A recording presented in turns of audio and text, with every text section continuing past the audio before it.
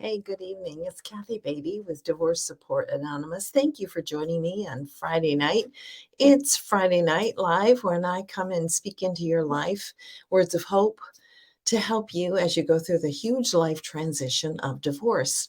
So, tonight's topic, how do I let go?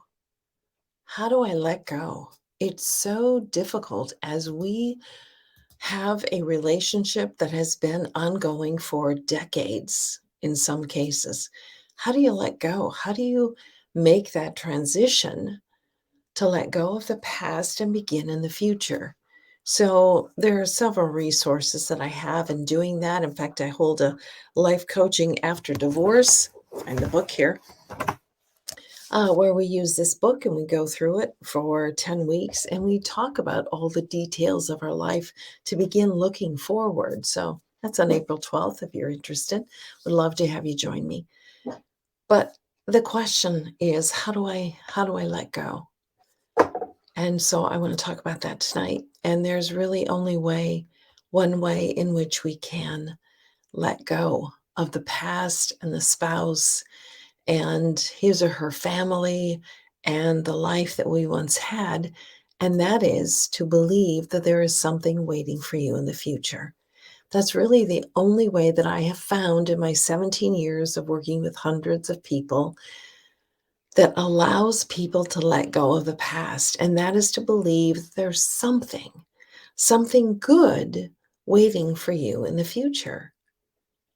And that's important. We all need hope. We don't have hope, we can really just disintegrate.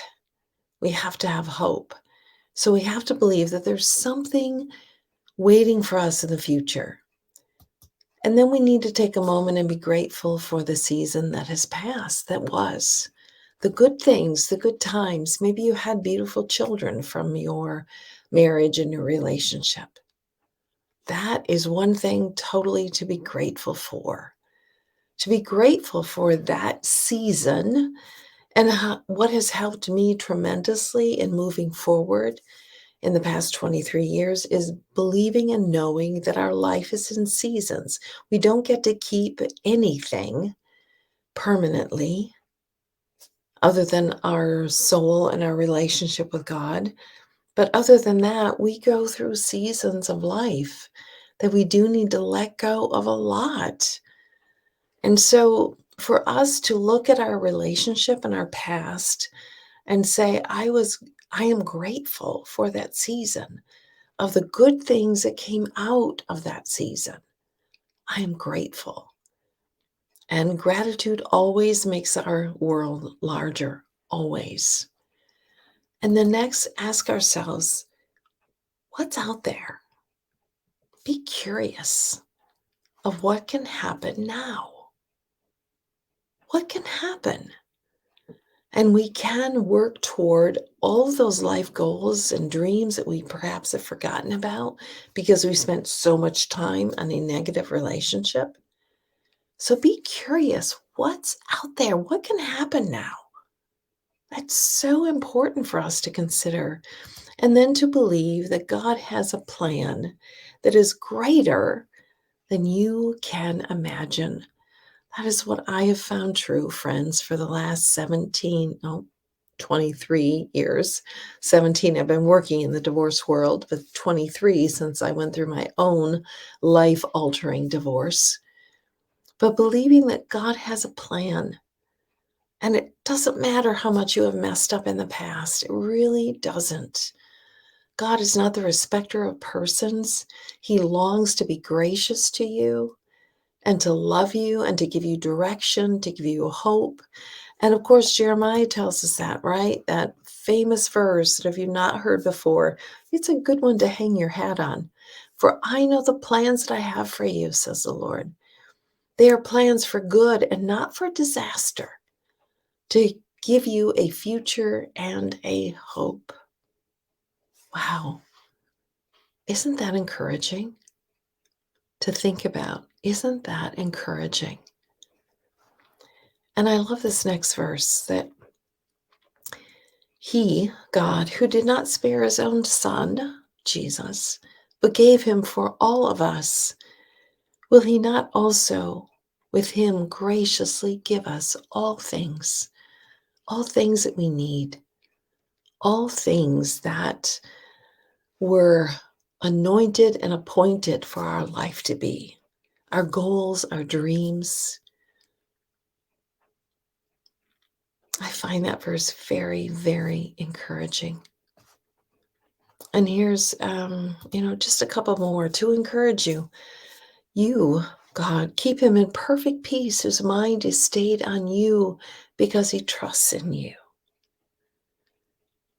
So if you will trust in God in your future, you have a hope and you have a plan.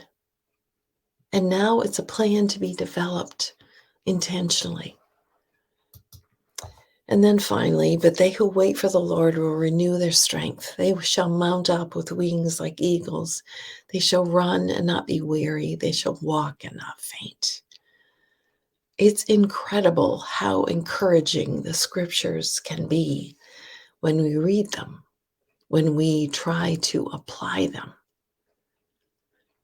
So how do you let go? Excuse me. How do you let go? Let go of the spouse that you once loved so dearly, or maybe you still do.